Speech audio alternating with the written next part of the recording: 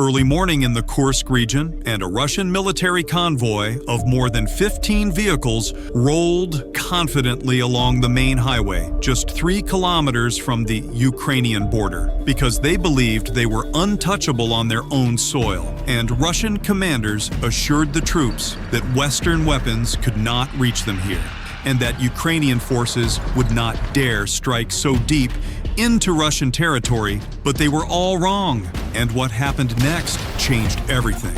The convoy stretched nearly half a mile long and consisted of kamikaze trucks, Ural military transports, and several armored vehicles carrying ammunition, fuel, and reinforcements heading toward the Ukrainian front lines, because Russian forces needed urgent supplies for their offensive operations near Sumy, and the convoy moved in broad daylight, without proper air cover, because commanders assumed that being inside Russia meant automatic safety. But high above the trees, a silent observer was already watching and transmitting live coordinates back to Ukrainian operators. Ukrainian reconnaissance drones from the 53rd Mechanized Brigade and the 103rd Territorial Defense Brigade had been tracking Russian movements along this route for days, and they identified this convoy as a high-value target the moment it left its staging area, because destroying supply lines is often more effective than fighting on the front lines, and the drone teams knew exactly what to do next. The Ukrainian strategy was simple but devastating, and it followed a proven formula that has worked dozens of times before, because modern warfare is not about brute force anymore. It is about precision timing and technology working together, and the FPV drones were about to prove this point in the most brutal way possible. As the convoy rolled forward, the lead vehicle suddenly erupted in a massive fireball, and the explosion sent shrapnel and flames across the road, while the driver of the second truck slammed on the brakes in panic, and within seconds, another drone struck the last vehicle in the convoy, creating a wall of fire that trapped everything in between, because this is the classic ambush tactic, and once the head and tail are destroyed, the middle has nowhere to go. Russian soldiers scrambled out of their vehicles running in every direction, and some tried to take cover under the trucks, while others sprinted towards the nearby forest. But the Ukrainian drone operators were already launching wave after wave of FPV kamikaze drones, and each one carried enough explosives to disable or destroy a military truck. And the operators watched through live video feeds as each drone closed in on its target with perfect accuracy. One by one, the trucks exploded, and black smoke billowed into the sky, creating a cloud visible for miles. And fuel tanks ruptured, sending rivers of burning diesel across the asphalt. And ammunition inside several vehicles began cooking off, creating secondary explosions that ripped through the convoy like a chain reaction. And within 15 minutes, the entire convoy was reduced to burning wreckage scattered across the highway.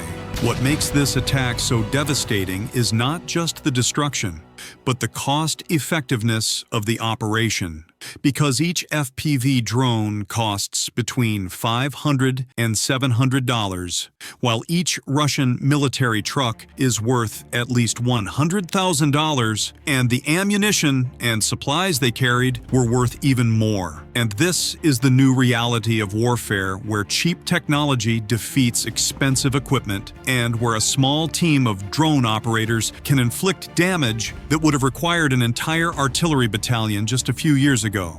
The Russian military had no effective response, and their electronic warfare systems designed to jam drone signals proved useless, because many Ukrainian FPV drones now use fiber optic cables instead of radio signals, and these cables allow operators to control the drones without any wireless transmission that can be jammed or intercepted.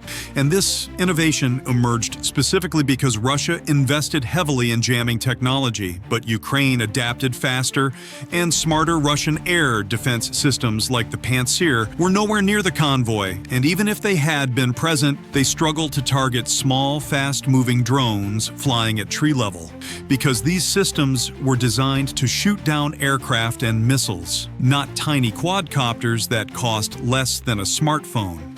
And this mismatch between threat and defense is one of the biggest problems facing modern militaries around the world. After the attack, Russian forces sent recovery teams to salvage what they could, but drone footage showed nothing but charred frames and twisted metal, and some vehicles had burned so intensely that only the chassis remained, and the highway was closed for hours, while crews cleared the debris, and the psychological impact on Russian troops in the area was immediate, because if a convoy cannot travel safely just 3 kilometers from the border, then nowhere is truly safe.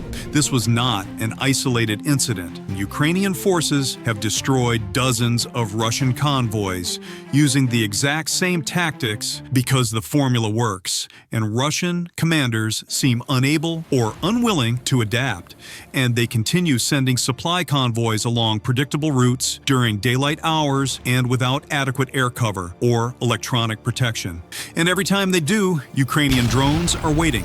In one attack near the Donetsk region, Ukrainian FPV drones destroyed a convoy carrying fuel and artillery pieces, and the drones hit the lead fuel tanker first, causing a massive explosion that spread burning fuel across the entire column, and within minutes, the artillery pieces were destroyed along with all their ammunition, and the attack happened so fast that Russian troops had no time to react or defend themselves. In another incident near Avdiivka, Ukrainian forces used drones and artillery together to destroy a Russian armored column of 20 vehicles, including 12 tanks and 8 infantry fighting vehicles, because the drones provided real-time targeting data while artillery scattered the formation, and then individual drones hunted down the survivors one by one.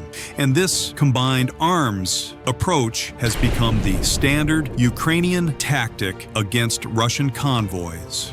The 47th Mechanized Brigade recently shared video footage of another convoy destruction in the Kursk region, and this time Russian forces had 4 armored vehicles escorting the supply trucks.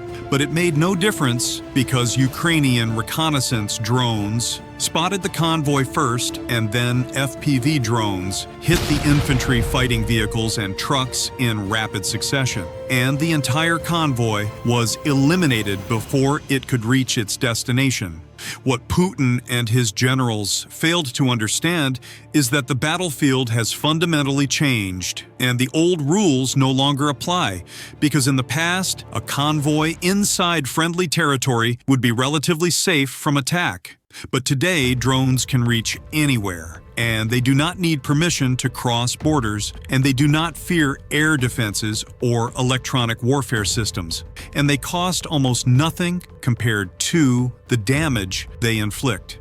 Ukrainian drone production has exploded since the invasion began, and in 2024 alone, Ukraine produced 1.4 million drones, with capacity projected to reach 4 million units.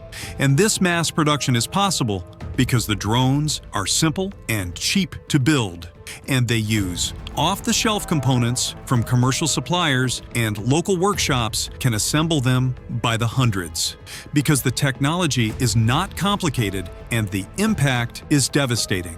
Russia has tried to counter this threat by deploying more jamming systems and air defenses, but it has not worked because Ukraine keeps adapting and innovating faster than Russia can respond, and new Ukrainian drones now come with thermal imaging for night operations and fiber optic control to bypass jamming, and longer range capabilities that allow strikes 60 kilometers behind enemy lines. And some drones can even carry multiple warheads or drop grenades on targets below. The psychological warfare aspect cannot be ignored because Russian soldiers now fear the sky, and they know that any movement during daylight hours could attract a drone strike. And they hear stories of convoys being wiped out in minutes, and they see videos online showing their comrades running helplessly as drones hunt them down. And this fear is eroding morale across Russian units, and some soldiers refuse convoy duty because they understand the odds of survival are low. Putin has publicly downplayed these losses, and Russian state media rarely shows footage of destroyed convoys, but the evidence is everywhere on social media and independent channels. And the families of dead soldiers know the truth, and the Russian military is struggling to maintain supply lines because so many trucks and drivers have been lost. And this is forcing them to operate at night or use longer, more dangerous routes. And even then, the drones are waiting. Western military analysts are studying these attacks closely because they reveal the future of warfare, and NATO forces are now rushing to develop their own anti-drone systems and small unit tactics. Because if Ukraine can destroy Russian convoys with cheap drones, then the same could happen to American or European forces in a future conflict. And the lessons from Ukraine are forcing a complete rethink of military doctrine and logistics planning. The Kursk convoy attack is a perfect example of how modern technology has leveled the playing field, and it shows that expensive equipment and large armies no longer guarantee victory, and that small, agile forces with the right technology can defeat much larger opponents. And this is why Putin thought his convoy was safe, but Ukraine's drones proved him catastrophically wrong. The burned-out vehicles still sit along that highway as a reminder, and Russian troops passing by see the wreckage and understand the message. And that message is simple and clear, because no convoy is safe and no border provides protection, and the drones are always watching, and they will strike without warning, and there is no defense that works reliably. And this is the new reality of war. Ukraine has turned the drone into the most feared weapon on the battlefield, and Russian forces have no answer, because every solution they try gets countered within weeks, and the casualties keep mounting and the supply problems keep getting worse. And Putin's war machine is being bled dry, one convoy at a time, by weapons that cost less than a laptop and are operated by soldiers sitting safely dozens of kilometers away.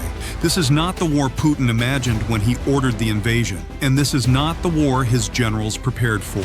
And the longer it continues, the more clear it becomes that Ukraine has mastered a form of warfare that Russia cannot match, and every destroyed convoy is proof that technology and innovation beat size and tradition, and that the future belongs to those who adapt fastest. The video footage of burning trucks and fleeing soldiers has been viewed millions of times, and it sends a message to the world, because if Russia, with all its resources and military power, cannot protect a convoy on its own territory, then the age of traditional warfare is over, and the age of drones has begun, and Ukraine is writing the rules.